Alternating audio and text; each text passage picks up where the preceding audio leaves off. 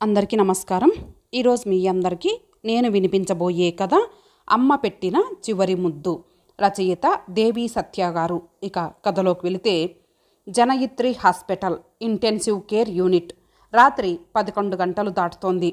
చావు బ్రతుకుల మధ్య కొట్టుమిట్టాడుతూ అతి కష్టం మీద ఆక్సిజన్ పీలుస్తూ బెడ్ మీద అచేతనంగా పడి ఉన్న అమ్మ మంచం చుట్టూ చేరి ఏ నిమిషానికి ఏమవుతుందో, ఏ క్షణానికి ఏమవుతుందో మనసులో దేవుడిని తలచుకుంటూ భయాందోళనలతో బిక్క మొహాలేసుకొని ఊపిరి బిగపట్టి అమ్మనే చూస్తూ మౌనంగా రోధిస్తూ మేము, భయపడకమ్మా, అమ్మ తప్పకుండా బ్రతుకుతుంది, అమ్మకేం కాదు అని ఓసారి, చెప్పలేమురా నాన్న, నా కాళ్ళు చేతులు వణుకుతున్నాయి అని ఓసారి నాన్నగారు దీనంగా అంటూ ఉంటే, స్క్రీన్పై పల్స్ రేటు పెరుగుతూ తగ్గుతూ ఉంటే గుండె వేగంగా కొట్టుకోసాగింది మా ఇద్దరికి.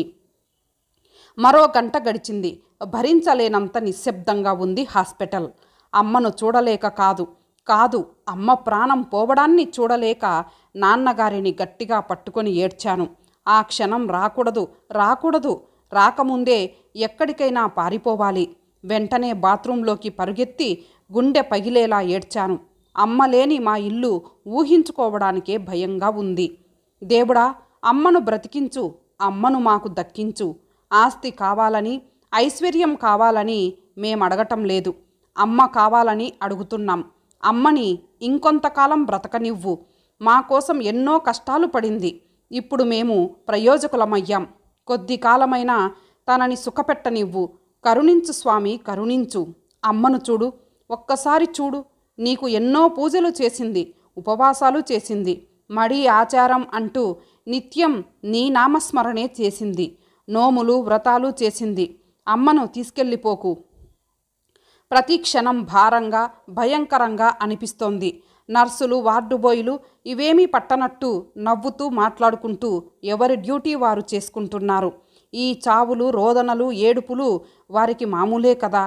సరిగ్గా వారం రోజుల క్రితం అమ్మకు ఏమనుమానం వచ్చిందో, ఏమర్థమైందో నన్ను తమ్ముడిని దగ్గరకు తీసుకొని ముద్దు పెట్టుకొని నాన్నగారి చేతులని పట్టుకొని ఏదో చెప్పాలని ప్రయత్నించి విఫలమయ్యి జాలిగా, దీనంగా, బాధగా మా వైపు చూస్తూ అలా అపస్మారక స్థితిలోకి వెళ్ళిపోయిన అమ్మ ఇప్పుడు ఐసీయూలో.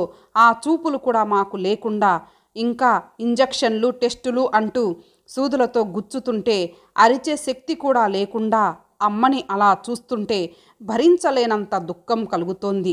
ఈ వారం రోజులు అమ్మ పడ్డ యాతన అంతా ఇంతా కాదు. క్యాన్సర్ ఎంత భయంకరమైన వ్యాధి. పేరు వింటేనే వళ్ళు జలధరిస్తుంది. నిత్యం భక్తి శ్రద్ధలతో భగవంతుని సేవలో లీనమైపోయే అమ్మ ఎంత భక్తి ఉన్నా మమ్మల్ని నిర్లక్ష్యం చేయకుండా ఉగ్గుపాలతోనే మాకు ఎన్నో నీతి కథలు చెప్పి మంచి మార్గంలో నడిపించిన అమ్మ, అడిగిన వాళ్ళకి, అడగని వాళ్ళకి ఉన్నంతలోనే లేదనకుండా పెట్టే అమ్మ. నాన్నగారు 10,000 తెచ్చినా, 10 రూపాయలు తెచ్చినా అదే చిరునవ్వు, అదే ఆత్మీయత కురిపించిన గొప్ప వ్యక్తిత్వం ఉన్న అమ్మ. అటువంటి అమ్మకి క్యాన్సరా? భగవంతుడా, నీకు మనసెలా ఒప్పింది? అమ్మను చూడగానే డాక్టర్లకు తెలిసిపోయినా పర్వాలేదు, ట్రీట్మెంట్ చేశాక తగ్గిపోతుంది అని చెప్పడంతో కాస్త రిలీఫ్గా ఫీల్ అయ్యాం. డాక్టర్ల మాటలు పూర్తిగా నమ్మాం. కానీ 2 నెలల నుండి ఆహారం లేని అమ్మ శరీరం టెస్టులన్నిటికీ తట్టుకోలేకపోతుందని, ఇంకా బలహీనపడి ఆ బలహీనత వల్ల వ్యాధి తీవ్రత ఎక్కువై మరి కాస్త తొందరగా మరణానికి చేరువవుతుందని, నెల రోజులు బ్రతకాల్సిన అమ్మ వారం రోజులే బ్రతుకుతుందని, డబ్బు కోసం డాక్టర్లు అసలు విషయం చెప్పరని మాకు ఎలా తెలుస్తుంది? బయాప్సీ చేశాక అమ్మ మెదడు దెబ్బతిన్నది. మమ్మల్ని గుర్తుపట్టలేదు.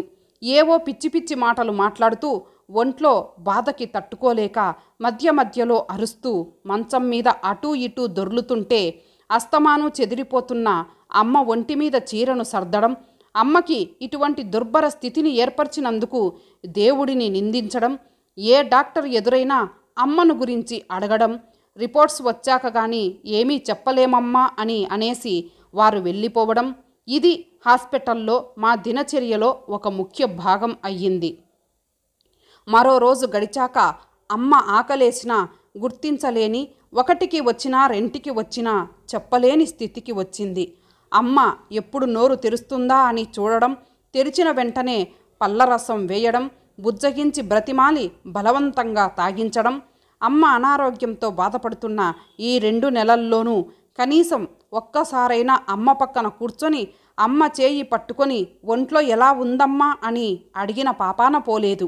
ఎంత స్వార్థపరులమమ్మా మేము. పైగా ఫిబ్రవరి, మార్చ్ బడ్జెట్ నెలలు, హెవీగా పెరిగిన వర్క్, క్షణం కూడా తీరిక లేకుండా పోయింది. అప్పుడు కూడా మేము ఎక్కడ బెంగ పెట్టుకొని వర్క్ సరిగ్గా చెయ్యలేకపోతామోనని, నాకేం లేదురా, తగ్గిపోతుంది, కాస్త నలత ఉందంతే అనేది అమ్మ. ఒకటికి రెంటికి వెళ్ళినప్పుడల్లా గమనించి అమ్మను జాగ్రత్తగా పక్కకి జరిపి చీరలు, బెడ్షీట్లు మారుస్తూ ఉండేవాళ్ళం. ఒక్కోసారి మార్చడానికి వీలయ్యేది కాదు. సిస్టర్లు అస్తమాను బెడ్షీట్లు ఇచ్చేవారు కాదు. అప్పుడు బాగా వాసన వచ్చేది. అయినా నాన్నగారు అమ్మ పక్కనే చేరబడి అమ్మను జోకొడుతూ ఎంతో జాగ్రత్తగా చూసుకునేవారు. 2 నెలల నుండి నాన్నగారు కూడా అమ్మను పసిపాపలా చూసుకున్నారు. తల్లి తన బిడ్డకు చేసే చాకిరీలన్నీ చేశారు. పళ్ళు తోమారు, స్నానం చేయించారు, అన్నం తినిపించారు, వాంతి వస్తే పట్టారు. ఇంకా చాలా. మేమే ఏమీ చేయలేకపోయాం. భార్య రుణం నాన్న తీర్చుకున్నా తల్లి సేవకు మేము నోచుకోలేకపోయాం. హాస్పిటల్లో మిగతా పేషెంట్లు, వాళ్ళ బంధువులు ఎవరు చూసినా ఈవిడ బ్రతకడం కష్టం అనేవాళ్ళు. అయినా మేం ఎంతమాత్రం నమ్మలేదు. అప్పటికి కూడా అమ్మ బ్రతుకుతుందనే ఆశ. మా కోసం రాత్రనక పగలనక శ్రమపడిన అమ్మ, తాను తినకుండా మా కోసం దాచిపెట్టిన అమ్మ, చిన్నపాటి జ్వరం వచ్చినా అల్లాడిపోయి నిద్రమాని పక్కనే కూర్చొని సేవ చేసిన అమ్మ, మా చదువుల కోసం తెల్లారే లేచి అన్నం వండి క్యారేజీలు కట్టి, ఆడపిల్లనైనప్పటికీ నాకు ఒక్క పని కూడా చెప్పకుండా నిరంతరం చాకిరీతో చిక్కిపోయిన అమ్మ, ఇప్పుడు మాకు ఉద్యోగాలొచ్చాక మాతో సంతోషంగా గడపకుండా, మా ఆనందాన్ని పంచుకోకుండా, సుఖమన్నది లేకుండా అన్యాయంగా అర్ధాంతరంగా మమ్మల్ని వదిలి వెళ్ళిపోయింది. కూతురిగా అమ్మతో అనుబంధం తమ్ముడి కంటే నాకే ఎక్కువ. తన చిన్ననాటి స్నేహితులు, కబుర్లు, చదువుకునేటప్పటి ఆశలు, ఆలోచనలు, తన పుట్టింటి సంగతులు అన్నీ చెప్పేది అమ్మ. ఆశ్చర్యపోయేదాన్ని, అమ్మకి అంత మంచి ఆశయాలు, అభిప్రాయాలు ఉండేవా అని. ఎన్ని ఉన్నా, ఎంత చదివినా ఆడపిల్ల పెళ్ళై అత్తవారింటికి వెళ్ళాక అన్నీ మర్చిపోవాల్సిందే. పని, వంట, పిల్లలు, భర్త, ఇల్లు, సంసారం, ఇవే లోకం. అమ్మ కాలంలో అయితే అది నిజమే. ఒక్కసారి అమ్మ జీవిత పుటల్లోకి తొంగి చూస్తే నాకు ఊహ తెలిసేసరికి అమ్మ మా ఊరిలో ఉన్నటువంటి ఆధ్యాత్మిక మహిళా సమాజం సభ్యురాలు, మంచి గాయకురాలు. ఊరిలో ఏ శుభకార్యాలు అయినా, పూజా కార్యక్రమాలు అయినా అమ్మ పాట తప్పకుండా ఉంటుంది. అమ్మ పాట అంటే నాకు చాలా ఇష్టం. ప్రతిరోజు ఏదో సమయంలో అమ్మ ఒడిలో తల పెట్టుకొని నిద్రపోతూ నాకు నచ్చిన పాటలన్నీ అమ్మ చేత పాడించుకొని వినేదాన్ని. ఆ అలవాటు మొన్నటి దాకా ఉంది. ఎక్కడికి వెళ్ళినా నన్ను తనతో పాటు తీసుకెళ్లేది అమ్మ. నాకు పాటలు నేర్పాలని, నేను పాడితే వినాలని ఎంతో తాపత్రయపడేది అమ్మ. నాకు కూడా ఇష్టమే, కానీ ఏం చేయను. మేనమామ వరుస చిత్రలేఖనం వచ్చింది, కానీ అమ్మ గొంతు నాకు రాలేదు. అమ్మకున్న ఆ చిన్న ఆశను కూడా తీర్చలేకపోయాను.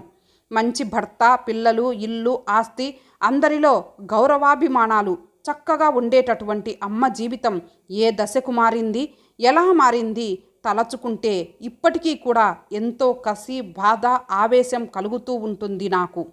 16 ఏండ్ల వయసులో పెద్దమ్మకి నాన్నగారి పట్ల ఏర్పడ్డ ఆకర్షణ, వ్యామోహం వదిన అయినప్పటికీ ఆ వ్యామోహాన్ని చంపుకోలేక అది పెరిగి పెద్దదై కోరికగా మారి అది తీరక పగ, ద్వేషంగా రూపుదిద్దుకొని మా కుటుంబాన్ని చిత్రహింసల పాలు చేసింది.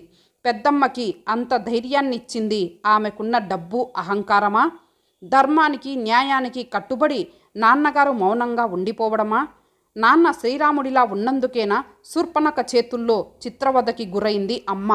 స్త్రీగా పుట్టడమేనా అమ్మ చేసిన పాపం? మరి పెద్దమ్మ కూడా స్త్రీయే కదా. నిందలు, నిష్ఠూరాలు, అవమానాలు ఫలితంగా 12 ఏళ్ళు గడప దాటి బయటకు రాలేదు అమ్మ. డబ్బుకి దాసోహమైన లోకం నీతి నియమాలని ఎప్పుడో డస్ట్బిన్లోకి నెట్టేసిందని, వాటిని నమ్ముకున్న వాళ్ళని కాలితో తొక్కుతుందని అమ్మకు తెలియదా?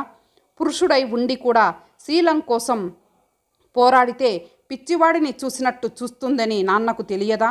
తెలిసి కూడా అవమానాలను దిగమింగుకున్నారా? ఆస్తినంతా పోగొట్టుకున్నారా? ఆకలితో బ్రతికారా? అన్ని కష్టాలను సహించారా? అందరూ ఉండి అనాథలయ్యారా? ఇన్ని సంవత్సరాలలో ఏ ఒక్కరోజు, ఒక్క నిమిషం, ఒక్క క్షణం అయినా మా నాన్నగారికి అనిపించలేదా నేను మగాన్నని, నాకు శీలం దేనికని? అందుకేనా, ఆ గొప్పతనానికేనా అమ్మ తల వంచింది? అందుకేనా 3 పూటలా తిండి పెట్టలేకపోయినా, తన ఒంటి మీద సరైన చీర కూడా లేకపోయినా నాన్నను దేవుడిగా భావించింది, పూజించింది? ఆ విషయాలన్నీ కూడా తెలిసి తెలియని వయసులో తెలుసుకున్న నేను పెద్దమ్మ మీద, డబ్బున్న వాళ్ళ మీద, సమాజం మీద కసిని పెంచుకొని అంతవరకు నేను నేర్చుకున్న ధర్మం, నీతి, దేవుడు, భక్తి పట్ల విరక్తి కలిగి చాలా నిరాశ నిస్పృహలకు లోనవుతుంటే అనుక్షణం నా పక్కన కూర్చొని నాకు ఎన్నో కథలు చెప్పి ఊరడించి నా చేత ఏ పని చేయించకుండా ఆ విషయాలన్నింటినీ మరపించడానికి, వాటి ప్రభావం నా మీద పడకుండా ఉండడానికి ఎంతగానో శ్రమించింది అమ్మ. ఏ పనిలో ఉన్నా ధ్యాసంతా నా మీదే ఉండేది అమ్మకి. 20 సంవత్సరాలు వచ్చిన తర్వాత కూడా అన్నం తినిపించేది, ఒడిలో పడుకోబెట్టుకునేది, ఇంట్లో పని చేయకుండా చిన్నపిల్లలతో ఆడుకున్నా, బొమ్మలేసుకుంటూ కూర్చున్నా ప్రోత్సహించేది. అలాంటి స్వచ్ఛమైన, నిర్మలమైన అమ్మ ప్రేమ వల్లనే నేను మామూలు మనిషినయ్యాను. అందుకే బాగా చదవాలి, పైకి ఎదగాలి, ఏదో ఒకటి సాధించాలి, అమ్మకు పూర్వ వైభవం తీసుకురావాలి, గృహ నిర్బంధంలో ఉండిపోయిన అమ్మకు లోకాన్ని చూపించాలి అనుకున్నాను. కానీ అమ్మ లోకాన్నే విడిచిపెట్టి వెళ్ళిపోతుందని అనుకోలేదు. ఆఖరి రోజున వచ్చిన ఒక క్యాన్సర్ స్పెషలిస్టు అమ్మను చూసి ట్రీట్మెంట్ చేసినా ఫలితం ఉండదు, వ్యాధి చివరి దశకొచ్చేసింది, ఇంకా ఎన్ని రోజులు బ్రతుకుతారన్నది కూడా చెప్పలేం, కనుక ఇంటికి తీసుకెళ్ళిపోండి, బ్రతికినన్ని రోజులు జాగ్రత్తగా చూసుకోండి అన్నారు. ప్లీజ్ డాక్టర్, అలా అనకండి, ఏదో ఒకటి చేయండి, ఎంత డబ్బైనా పర్వాలేదు, పోనీ ఇక్కడ కుదరదంటే మరెక్కడైనా రెఫర్ చెయ్యండి డాక్టర్, అమ్మ లేకుండా బ్రతకలేము డాక్టర్, అమ్మ మా ప్రాణం, కళ్ళ నీళ్లతో ప్రాధేయపడ్డాము.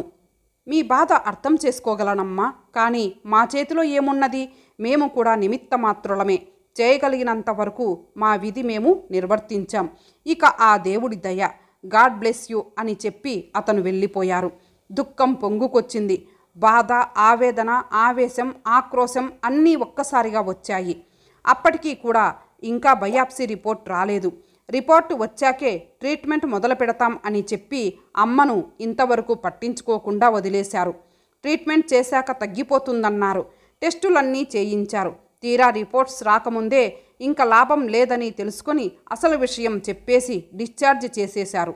వ్యాధి చివరి దశలో ఉందని తెలిసి కూడా ఎందుకు టెస్టులు, స్కానింగులు, ఇంజెక్షన్లు అంటూ మా అమ్మని అంత హింస పెట్టారు? కనీసం మాకు చివరి మాటలు, చివరి చూపు కూడా దక్కకుండా చేశారు. ఎందుకింత మోసం చేశారు? అసలు మీరు మనుషులేనా? హాస్పిటల్లో నరకాన్ని అనుభవించిందిరా మా అమ్మ అని గట్టిగా అరవాలనిపించింది. చేతికందిన సామాన్లన్నీ విసిరేయాలనిపించింది. కానీ ఏమీ చేయలేక అమ్మ వైపే చూస్తూ కూర్చున్నాను నిస్సహాయంగా. కొండంత ఆశతో వచ్చాము, గుండెల నిండా బరువు నింపుకొని వెళ్తున్నాము. రాకూడదనుకున్న ఆ భయంకరమైన సమయం రానే వచ్చింది. ఇంటికి తీసుకొచ్చిన 4 గంటల్లోపే అమ్మ చనిపోయింది. ఇల్లంతా శోక సముద్రంలో మునిగిపోయింది. అమ్మ లేని ఇల్లు అయిపోయింది. ఇంటికి రాగానే సేదదీరడానికి అమ్మ ఒడి ఇక లేదు. ఏ చిన్న సుస్థి చేసినా ప్రేమగా తల నిమిరే అమ్మ చల్లని చేతులు ఇక లేవు. సంతోషమో, బాధో, భయమో కలిగినప్పుడు అమ్మని కావలించుకొని సాంత్వన పొందే రోజులు మరి లేవు.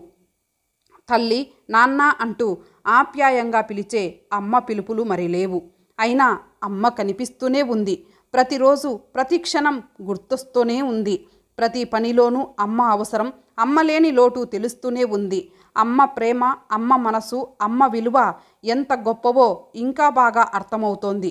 అమ్మ ఊరడింపులు, అమ్మ మందలింపులు, అమ్మ కొట్టిన దెబ్బలు చాలా గొప్పగా అనిపిస్తున్నాయి. అమ్మకు చెందిన ప్రతి వస్తువు ఎంతో విలువైనదిగా కనిపిస్తోంది.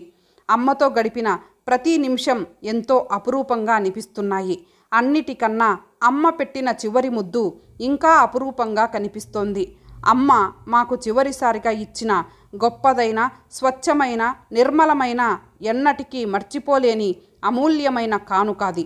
ఆ ముద్దులోనే ఎన్నో ఆశలున్నాయి, ఆశయాలు ఉన్నాయి, ఆశీస్సులు ఉన్నాయి, ఆజ్ఞలు ఉన్నాయి.